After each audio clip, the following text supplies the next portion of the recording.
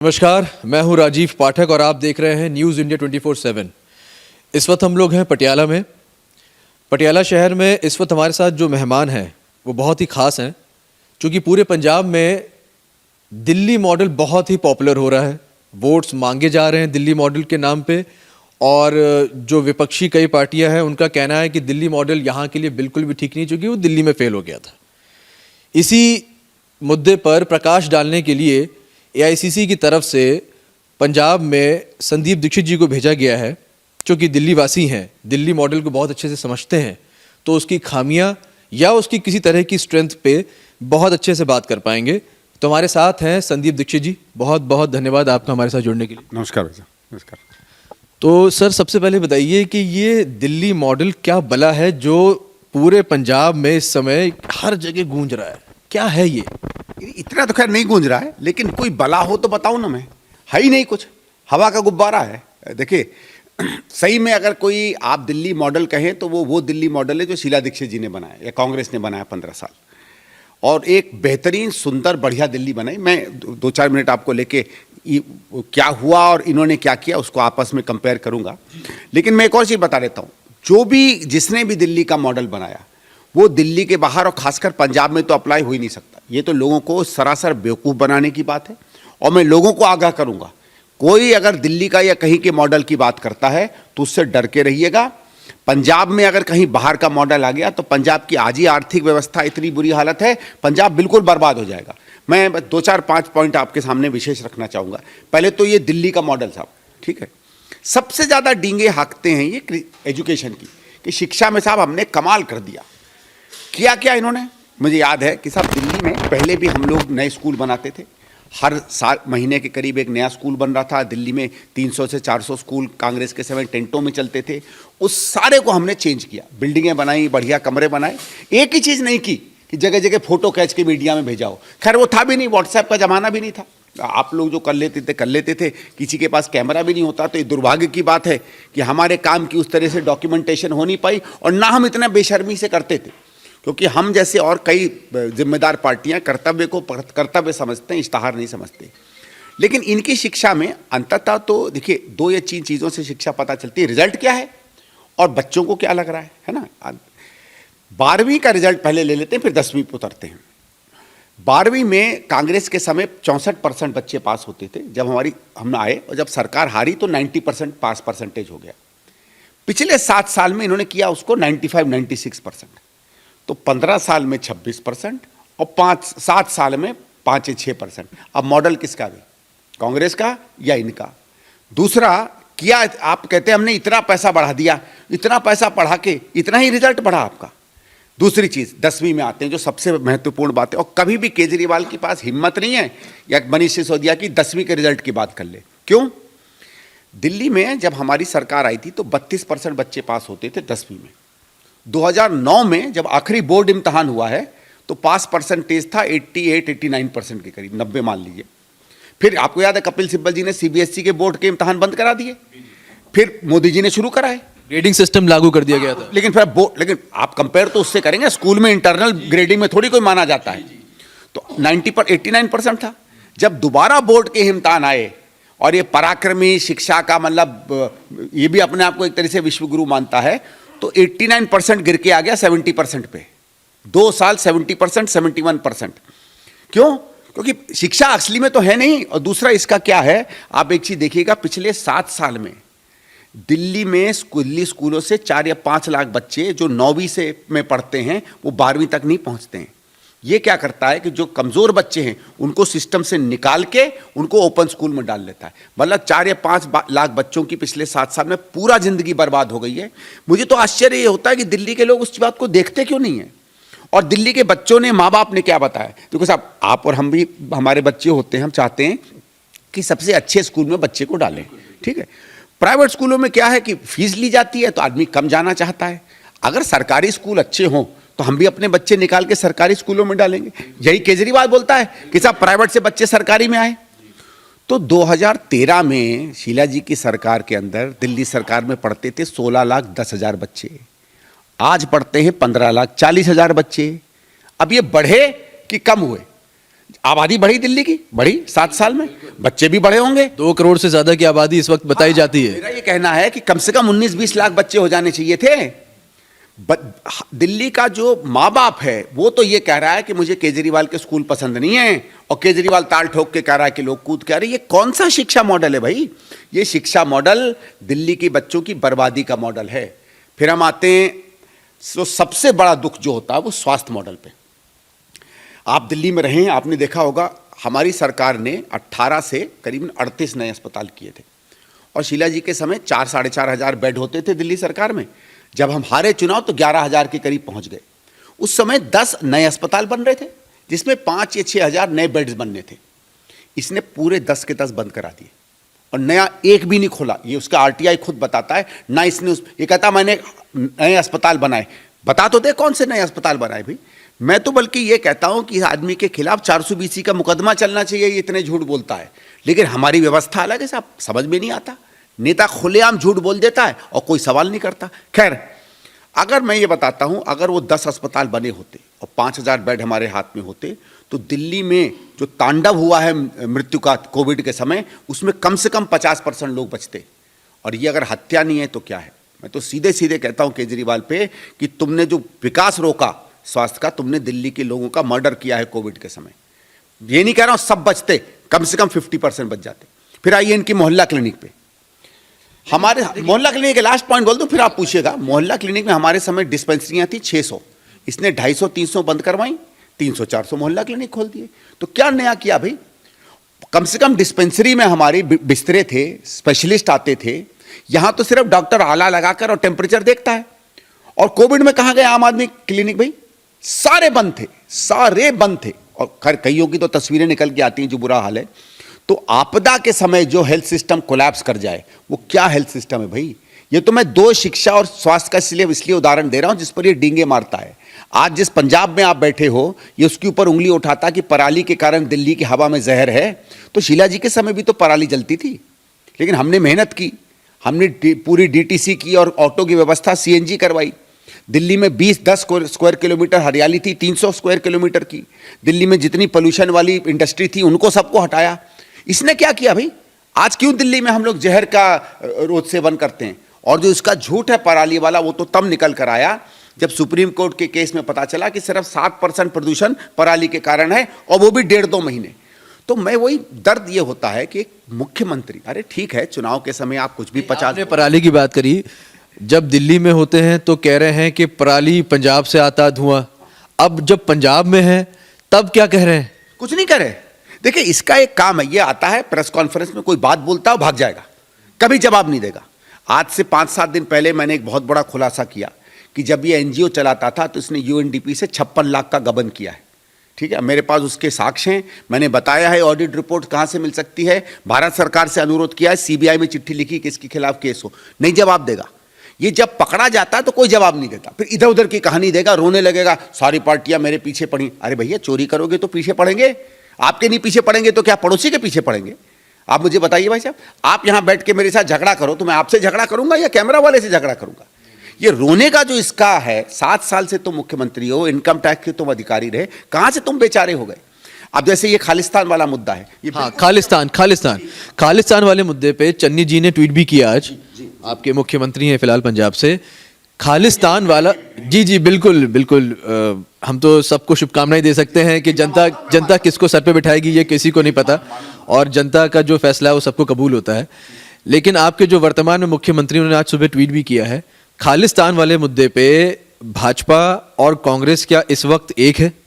देखिए इस समय जो भी व्यक्ति देशभक्त है वो एक है। बात जब राष्ट्र की बात आती है, देश की बात आती है, तो बीजेपी कांग्रेस नहीं बनती, बल्कि आम आदमी भी नहीं बननी चाहिए। मैं तो कहता हूं आम आदमी वालों को ही पकड़ के इसको जेल में डालना चाहिए। कल क्या कहा कुमार विश्वास ने ये कहा कि जब मैंने इसको चेतावनी दी कि खालिस्तान के साथ जो अलगाववादी लोग हैं या खालिस्तान की भावना से जुड़े हुए हैं उससे आप बच के रहिए, तो इसने हंस के टाल दिया कि नहीं उसको मैं बाद में संभाल लूंगा। ये नहीं कहा कि मुझे उन लोगों के साथ सरोकार नहीं रखना चाहिए, ये भी नहीं कहा कि मैं उन लोगों के साथ अपनी राजनीति नहीं करता। इसका मतलब है स्वीकार किया कि मैं इस घटिया देशद्रोही राजनीति में हूं।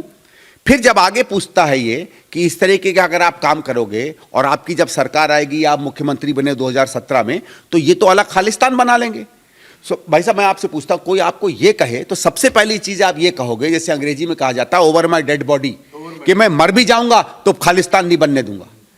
ठीक है, हमारे समय हमारे भी हजारों लीडर ने, हजारों कार्यकर्ताओं ने, हजारों पंजाब के लोगों ने, सिखों ने, हिंदुओं ने अपनी जान दी है इस देश की अखंडता बचाने के लिए, पंजाब के लिए, पंजाब के उस दौर के समय। और ये आदमी क्या कहता है? कहता है कि ठीक है अलग होगा तो मैं नए राष्ट्र का प्रधानमंत्री बन जाऊंगा। मतलब इतनी सत्ता की लालच, मतलब इतना नंगा लालच तो मैंने आज तक नहीं देखा भाई। ठीक है, हम राजनीति में 50 चीजें कर देते हैं, लेकिन आप देश तोड़ने को तैयार हो प्रधानमंत्री बनने के लिए। और सीधी बात है साहब, सेडिशन चार्ज में जो देश तोड़ने की बात पे बैठा भी हो तो उसके खिलाफ सेडिशन चलनी चाहिए। मैं एक सीधा सवाल पूछता हूं ना साहब, जेएनयू में आपको याद है कुछ हुआ था? अब बिल्कुल, आजादी के नारे लगे जी, लगे थे, क्या लगे थे कानून जाने। मैं कह रहा हूं क्या होगा वो कानून बाद में बताएगा। एक संदेह आया कि इन लोगों ने नारे लगाए, सब पे केस चला, इस पर क्यों नहीं चल रहा है? मैं तो बल्कि आपके माध्यम से भारत सरकार से भी पूछता हूं, हमारे प्रधानमंत्री उनकी पार्टी तो कहते हैं कि सबसे बड़ी राष्ट्रवादी पार्टी ये है, एक मुख्यमंत्री कहता है कि मैं प्रधानमंत्री बन जाऊंगा अगर कोई टुकड़ा टूटा, और ये नहीं कहता है कि मैं खून बहाऊंगा देश के लिए, वो क्या जेलों के बाहर रहने लायक है? क्यों नहीं उस पर केस हो रहा है? और मैं ये दुख से कहता हूं कि क्योंकि ये कांग्रेस के वोट काट रहा है, इसलिए इस राजनीति में आप नहीं पड़ोगे। मैं आज भी आपसे आपके थ्रू आग्रह करता हूं प्रधानमंत्री जी से, गृह मंत्री जी से, आपके पास यूएपीए का कानून है, सेडिशन लॉ है, आपके पास एनएसए है, आपके पास एनआईए है, फौरन उसको ऑर्डर दीजिए। अगर मैं तो ये भी कह रहा हूं, आपको लगता है कि आप चुनाव में नहीं इंटरफीयर करना चाहते, 20 के बाद करिए, क्योंकि बात पंजाब चुनाव की नहीं है, बात इस देश की है। अगर ऐसा व्यक्ति इस देश की गद्दी, इंपॉर्टेंट गद्दियों पर रहेगा, जो इस बात को विश्वास कर सकता है कि देश के टुकड़े टुकड़े करके भी मैं प्रधानमंत्री बनूं, उसकी कोई जगह नहीं है इस देश की राजनीति में। तो एक कांग्रेस का वरिष्ठ नेता भाजपा के प्रधानमंत्री से ये डिमांड करे, जब मैं अपने प्रधानमंत्री से डिमांड, जी, प्रधानमंत्री तो आपके भी हैं, हमारे भी हैं, सबके हैं। देखिए जब देश की बात होती है तो मेरे प्रधानमंत्री हैं। ठीक है, हाँ हम लोग उनकी कई नीतियों पे हम विश्वास नहीं करते, अलग से लड़ेंगे, वो अलग बात है। पंजाब में वो आ रहे हैं, वो अपने विधायकों के लिए कह रहे हैं, हम उन पे सवाल, वो अलग बात होती है। ये उससे बड़ा मुद्दा है, इसमें तो मेरे ख्याल से हर किसी को सामने आना चाहिए। लेकिन मुझे लगता है कि कुछ पार्टियां, किसका फायदा हो जाएगा, किसका नुकसान हो जाएगा, देश के मुद्दे पर फायदे नुकसान जो देखेगा वो लंबे रूप में देश को नुकसान करेगा। अच्छा, एक सवाल का जवाब तकरीबन सभी कांग्रेस पार्टी के नेताओं ने दिया है, लेकिन फिर भी मैं आपसे जानना चाहूँगा, चूँकि आपने कहा देश के प्रधानमंत्री हैं, आपके भी हैं, हमारे हैं, सबके हैं। प्रधानमंत्री की सुरक्षा का मुद्दा बहुत बड़ा मुद्दा बन गया था। हमने आपके मुख्यमंत्री और आपके जो उप मुख्यमंत्री दोनों से इस बारे में उनकी राय जाननी चाहिए। आप इस बारे में क्या कहना चाहते हैं? क्योंकि ओपी सोनी साहब जो आपके पंजाब के उप मुख्यमंत्री, उन्होंने बताया कि मेरी खुद की ड्यूटी वहाँ लगी हुई थी और हमने सारे इंतजाम पुख्ता किए थे, प्रधानमंत्री की सुरक्षा हमारी जिम्मेदारी है। इस पे आप क्या कहना चाह रहे हैं? तो सरकार की जिम्मेवारी है, और मुझे लगता है कि अगर कुछ हुआ, देखिए मैं बहुत ज़्यादा इस बारे में डिटेल में नहीं जानता हूँ, जानना चाहता हूँ, लेकिन मुझे लगता है कि अगर कुछ हुआ होगा तो क्योंकि उस परिस्थिति को देख के प्रधानमंत्री के कारवां ने अपना रूट बदला, या मतलब ज़मीन पर आए, गाड़ी पर चले, क्या पड़े, बहुत डिटेल नहीं मालूम है, उसमें अगर हुआ तो कुछ भूल चूक हुई होगी। लेकिन ये भूल चूक मेरे ख्याल से ऑर्गेनाइजेशन के अरेंजमेंट की है, मंशा की नहीं है। जो बात कही जाती थी कि नहीं जानबूझ के किया गया है, उसका मैं विश्वास नहीं कर सकता। लेकिन फिर भी पुलिस अधिकारी हैं या कौन हैं, ऐसे बड़े महत्वपूर्ण व्यक्ति की अगर सुरक्षा में कोई चूक होती है तो उस पर इंक्वायरी होनी चाहिए, और आगे पुलिस को यह संदेश मिले, चाहे पंजाब में हो चाहे कहीं भी हो, कि भाई हमें हर एंगल को सोच के, ऐसे एंगलों को भी सोच के कि जिसको शायद हम सामान्य में ना सोच पाएं, सोचकर हमें हर किसी व्यक्ति, न केवल प्रधानमंत्री नहीं, हर हिंदुस्तानी की रक्षा के लिए भी हमें करना चाहिए। लेकिन जब आपने एक ये बात कही तो मैं आपका ध्यान आकर्षण करूंगा परसों के केजरीवाल की एक और स्टेटमेंट से। केजरीवाल ने एक स्टेटमेंट दिया कि साहब ये जो सुरक्षा में भूल चूक हुई, इससे हिंदू जो हैं पंजाब का, उसको आंतरिक सुरक्षा की चिंता है।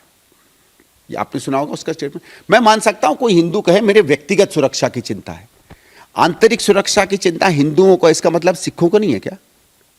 या वही मैं कह रहा हूं, इस आदमी ने इतनी घटिया कम्युनल बात कर दी और कोई इसको नोटिस नहीं कर रहा है। आप ये कहते हैं कि एक हिंदू जब आंतरिक सुरक्षा की बात करता है तो बोलने वाला ना हिंदू है, ना मुसलमान है, ना सिख है, ना ईसाई है, इंसान है और भारतीय है।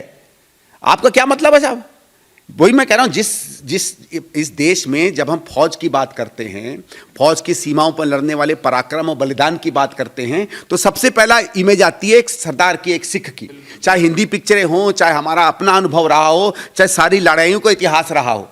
और ये आदमी कहता है कि सिर्फ हिंदुओं की चिंता, और इसने ये नहीं कहा रक्षा सुरक्षा, इसने आंतरिक सुरक्षा का। आंतरिक सुरक्षा का एक मतलब होता है, इसका मतलब है इसने पूरे कौम पर भी सवाल उठाया है। ठीक है, वो बात नहीं चल रही है क्योंकि मीडिया इन बातों को नहीं करता। मेरे हिसाब से ये खालिस्तान का जितना गंभीर और घटिया इसका बयान और इसकी सोच है, उतना ही घटिया और बयान सोच है। किस तरीके की ये सांप्रदायिकता के साथ खेल रहा है, ये बहुत खतरनाक बात है।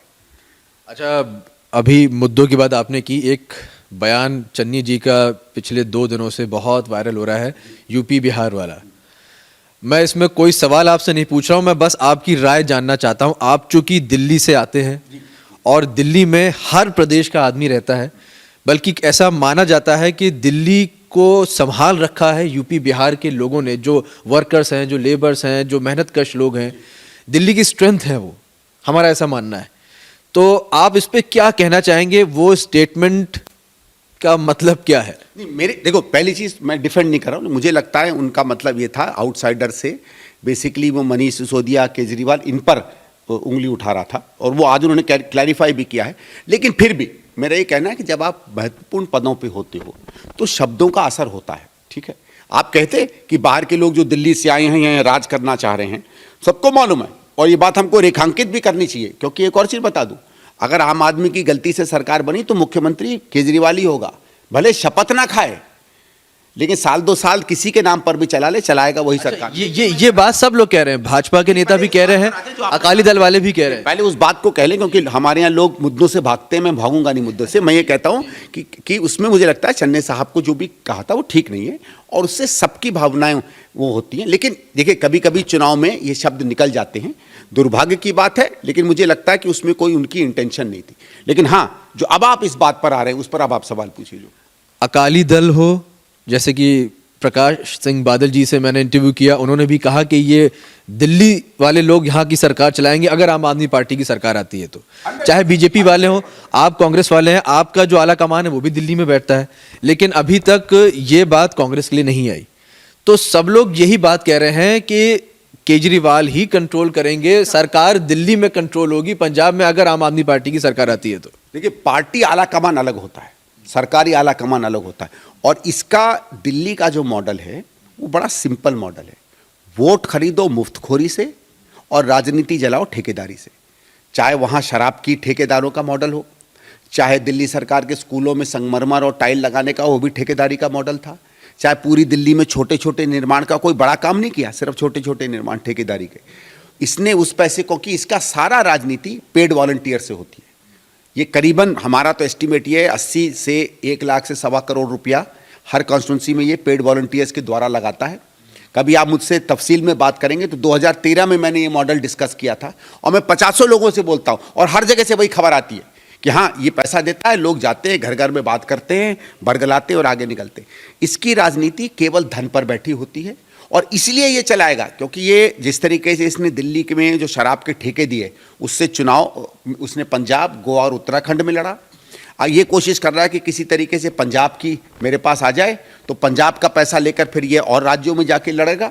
इसका काम केवल और केवल ये है, और इसको ये कुछ नहीं है कि 5-7 साल बाद क्या हो जाए। क्योंकि जिस तरीके से, मैं आपको एक आंकड़ा देता हूँ, दिल्ली में हमारी सरकार जब हारी थी ना, तो हमारे ऊपर कुल मिला के 60,000 करोड़ का कर्ज था। 20,000 करोड़ करीबन जल बोर्ड का, 30,000 करोड़ भारत सरकार का, और 7-8 हज़ार करोड़ डीटीसी का। आज वो 1.5 लाख करोड़ पर है। जल बोर्ड का घाटा है 60,000 करोड़, डीटीसी का है करीबन 40-50 हज़ार करोड़, और भारत सरकार को हम वो करते हैं करीबन 40-45 हज़ार करोड़। तो जिसने दिल्ली को 7 साल में 60,000 करोड़ से 1.5 लाख करोड़ के घाटे में पहुंचा दिया, सिर्फ फ्री फंड के चक्कर में, वो पंजाब बर्बाद कर देगा। लेकिन इसे उससे कोई फर्क नहीं पड़ता, क्योंकि इसने ये फ्री कर देना है, वो फ्री कर देना है, 4-5 चीजें फ्री कर देनी है। थोड़ा सा वोटर्स का आजकल एक मुफ्तखोरी की थोड़ी सी मन में लालसा हो जाती है, ये उसको करता रहेगा, और उसके बाद जितना घसूट सकेगा पंजाब से लेकर निकल लेगा। इसकी पुरानी आदत रही है, शूट और स्कूट, बोलो और भाग जाओ, राज करो और निकल लो। ये थे हमारे साथ संदीप दीक्षित जी, जिन्होंने पंजाब में आके दिल्ली के जो नुकसान है या आम आदमी पार्टी से जो उनको समझ में है कि दिल्ली वासियों को नुकसान हुए हैं, वो यहाँ पंजाब में आके समझाने की उनको जिम्मेदारी दी गई है।